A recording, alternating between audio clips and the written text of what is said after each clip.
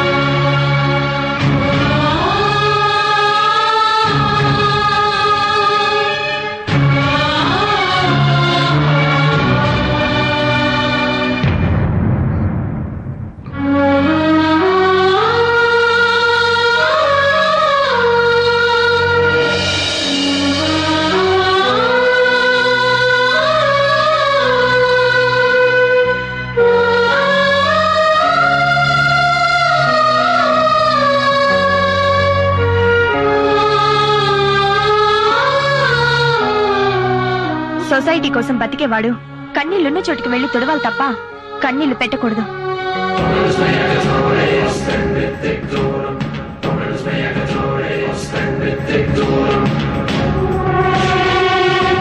భగవంతుడు అను నేను అడ్డదారులో గెలిచిన ఎమ్మెల్యేలు కాబట్టి ప్రజలకు వ్యతిరేకంగా, ప్రజానాశనం కోసం, స్వార్థంతో, ఆశ్రిత పక్షపాతంతో, క్యాస్ట్ ఫీలింగ్ తో పనిచేస్తానని, రాజకీయ విలువల్ని తుంగలో తొక్కుతానని, ప్రజల్ని దోచుకుంటానని, ఎలక్షన్ లో నేను సారా చీరల కోసం ఖర్చు పెట్టిన డబ్బులు తిరిగి జనాన్ని పీడించైనా సంపాదించుకుంటానని పబ్లిక్ గా చెప్తున్నాను.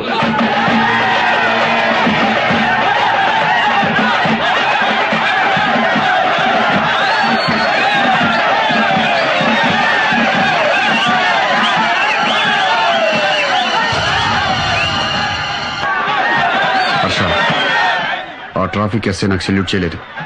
రేపు ఆ ట్రాఫిక్ లో కనిపించకూడదు. ఆగండి, ఆపండి.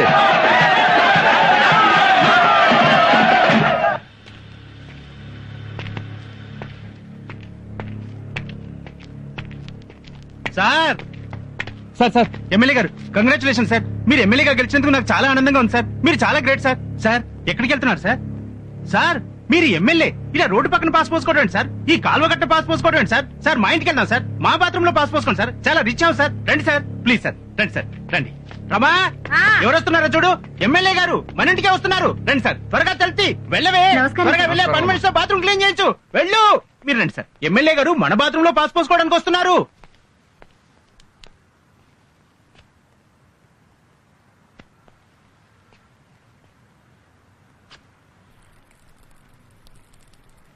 చిచ్చి ఇదేం పని?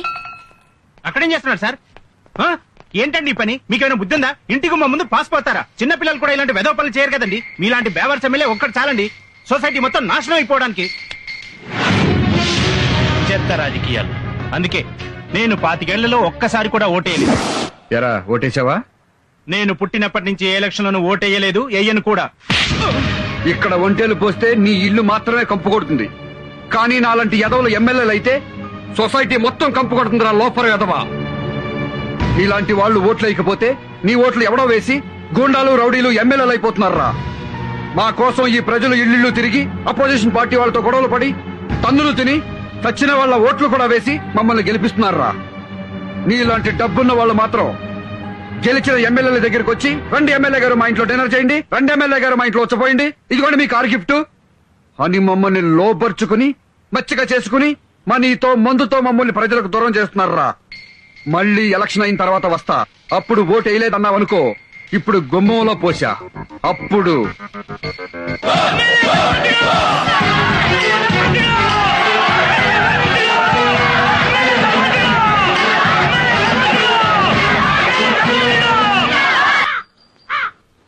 నమస్తే సార్. పాత గవర్నమెంట్ లో ఉన్న ఎస్ఐల్ని మార్చి మిమ్మల్ని అపాయింట్ చేయించుకున్నాను. Thank you sir. మా నిజాయితీలతో సంబంధం లేకుండా ఎమ్మెల్యేలు వాళ్ళకిష్టమైన పోలీస్ ఆఫీసర్లను వాళ్ళ నియోజకవర్గంలో వేయించుకోవడం వెరీ కామన్ సార్. ఎవరు పార్టీ రూలింగ్ లో ఉంటే వాళ్ళకి అనుకూలంగా పనిచేయడం, వాళ్ళకి అనుకూలంగా కేసులు పెట్టడం, ఇది పోలీసులకు కామనే అని పబ్లిక్ లో అండర్స్టాండింగ్ ఉంది సార్. ఒకవేళ మా పార్టీ కార్యకర్తలు తప్పు చేసినా నేరం చేసినా కేసు పెట్టరన్నమాట. అది understanding madam. Okay, best of luck. Thank you sir. MLA భగవంతుడు గారు, ఎమ్మెల్యే భగవంతుడు గారు. నమస్కారం బాబు. నమస్కారం అండి. అయ్యా తమరు ఎమ్మెల్యే అయిపోయారు, ఇక మా అందరి కష్టాలు తీరిపోయినట్టే బాబు. అదే కాగితాలు ఇటువంటి అయ్యా మా బస్తీలో మీ బస్తీలో చికెన్ గున్యా ఉంది, అవును. మలేరియా ఉంది, అవును. కలరా ఉంది, అవును. రోడ్లు లేవు, అవును. కరెంట్ లేదు, అవును. Water problem. అవునయ్యా. ఇవన్నీ 3 నెలల్లో పూర్తి చేస్తాం. వెళ్లి 80 లక్షలు పట్టరా. 80 లక్షల దేనికయ్యా? ఈ పనులన్నీ చేయించడానికి. ఈ పనులను చేయించడానికి గవర్నమెంట్ ఉంది కదయ్యా. మరి నేను గవర్నమెంట్ కి చెప్తేనే కదా నా పనులు అయ్యేది. నేను గవర్నమెంట్ కి చెప్పడానికి నాకు అయ్యే ఫీజు 80 లక్షలు. మీరు ఎమ్మెల్యే అయ్యుండి ఇంత డైరెక్ట్ గా లంచం అడుగుతారా? మేము ఫ్రీగా సేవ చేయడానికి మీరు ఫ్రీగా ఓట్లేశారా? మీరు మాత్రం డబ్బులు తీసుకుని ఓట్లేస్తారు, మేము మాత్రం ఊరికే సేవ చేసి పెట్టాలి. మీకు డబ్బులు సారా ప్యాకెట్లు ముఖ్యమా, మంచి ఎమ్మెల్యే ముఖ్యమా? ఏలంపాట్లో పడక మాకు డబ్బు ఇవ్వండి, ఎవరెక్కువ డబ్బులు ఇస్తే వాళ్ళకే ఓట్లేస్తాం. మీరు డబ్బులకు ఓట్లు అమ్ముకోవడం ఎప్పుడు మొదలు పెట్టారో అప్పుడే ప్రజలకి ఎమ్మెల్యేలకి మధ్య ప్రజా సంబంధాలు పోయి వ్యాపార సంబంధాలు మొదలయ్యాయి.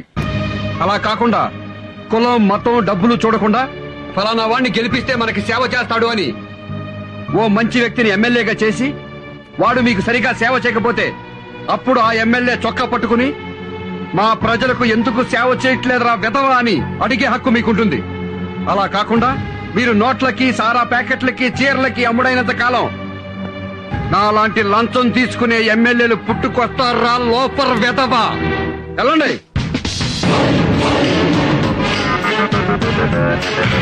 రాజా, ప్రజల్ని తిట్టావు, మళ్ళీ ఎలక్షన్ లో ఓట్లెలా వేస్తారు? 2 రోజుల ముందు మనం తిన్న కూర నీకు గుర్తుందా? లేదు. 2 రోజుల ముందు తిన్న కూర మనకు గుర్తులేదు. 4 ఏళ్ల తర్వాత వచ్చే ఎలక్షన్లకి నేను తిట్టిన బూతులు జనానికి గుర్తుండవు. నిజమా? 5 సంవత్సరాల పాలనలో 4 సంవత్సరాల 11 నెలల్లో ఏమీ పట్టించుకోకుండా చివరి నెలలో బ్యాంకు రుణాలు ఇప్పిస్తాం, ఫ్రీగా ఇల్లు ఇస్తాం, ఫ్రీగా గ్యాస్ ఇస్తాం, ఉద్యోగాలు కూడా ఇప్పిస్తామని ప్రజలకు చెప్తే చాలు, వాళ్లే ఓట్లేసి మనల్ని గెలిపిస్తారు. అంతెందుకు, ఈ రోజు నన్ను తిట్టుకుంటున్న ప్రజలతో రేపు జిందాబాద్ కొట్టించుకుంటా. రేపు నీ బర్త్డే, రేపే క్యాబరే ఓపెనింగ్. ఆ ఫంక్షన్ లోనే జనం మెంటాలిటీ ఎలా ఉంటుందో చూపిస్తా. రుచిదేవి గారి నాయకత్వం. మర్యాదగా చెప్తే వినిపించుకోకుండా గొడవ చేశారంటే ఒక్కొక్కరిని కాల్చి పారేస్తారు. పర్మిషన్ లేదని చెప్పాను. రుచిదేవి గారి బర్త్డేకి మాకు పర్మిషన్ ఏంటండి?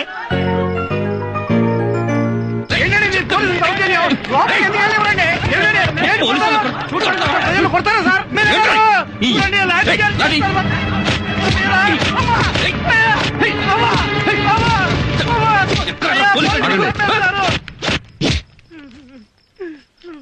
ఏం జరిగింది? మేడం గారికి హ్యాపీ బర్త్డే చెప్పడానికి వస్తే మా మీద లాఠీ చార్జ్ చేస్తున్నారండి.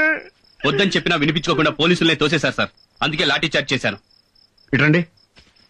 సార్. మీరు పబ్లిక్ సర్వెంటే కదా? Yes sir. పబ్లిక్ సర్వెంట్ అంటే ప్రజాసేవకుడు అనే కదా అర్థం? Yes sir. ప్రజలంటే ప్రజాస్వామ్యంలో దేవుళ్లతో సమానం. అవునా కాదా? అవును సార్. అవునని తెలిసినప్పుడు దేవుళ్ళని సేవకులు కొడతారా? సార్ అర్థమయ్యేలా చెప్తాను. ఆ లాఠీలు ఇవ్వండి. మీలో దెబ్బలెవరు తగిలాయి? నన్ను కొట్టారండి, మా ఆడవాళ్ళందరూ కూడా కొట్టారండి. మీ తరపున మీ ఆడోళ్ల తరపున పోలీసులు మిమ్మల్ని ఎలా కొట్టారో అలా వాళ్ళని కొట్టు.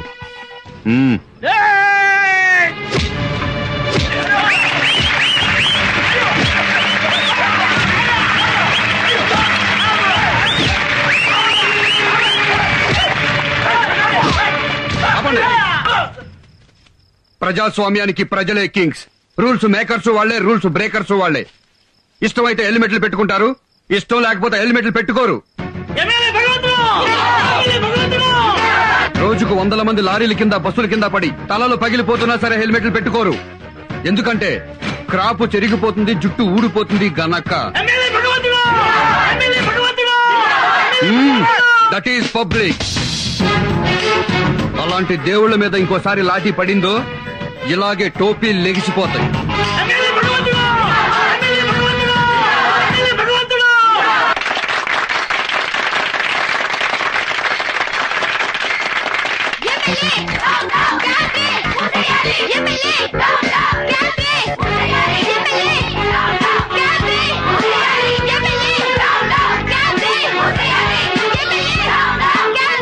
ప్రభుత్వం క్యాబినెట్ ఎప్పుడో బ్యాన్ చేసింది కదా.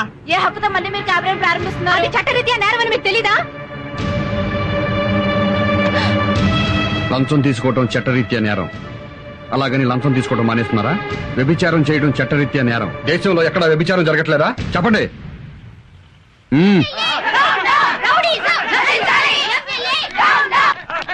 నమస్కారం అండి, నేను స్వాతి మహిళా మండలి అధ్యక్షురాలిని. చెప్పండి అమ్మా. సార్, ఇక్కడ మోతీనగర్ లో ఎమ్మెల్యే క్యాబినెట్ ప్రారంభోత్సవం చేస్తున్నాడు సార్. మీరు డయల్ చేసిన ఐడియా సెల్యులర్ నెంబరు ప్రస్తుతము పెద్దగా స్పందించుటలేదు. దయచేసి కాసేపు ఆగిన తర్వాత ప్రయత్నము చేయండి.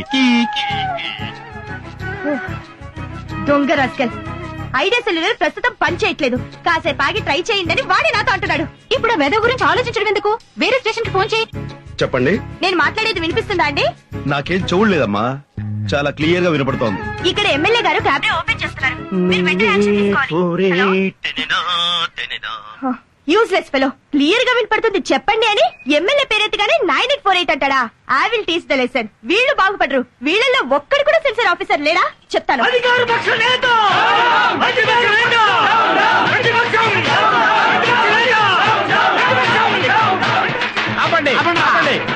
నువ్వు అధికార పక్షంలో ఉన్నప్పుడు ఎంత తిన్నావు? నువ్వు హైటెక్ పరిపాలన పేరుతో ఎంత తిన్నావు? నువ్వు స్కామ్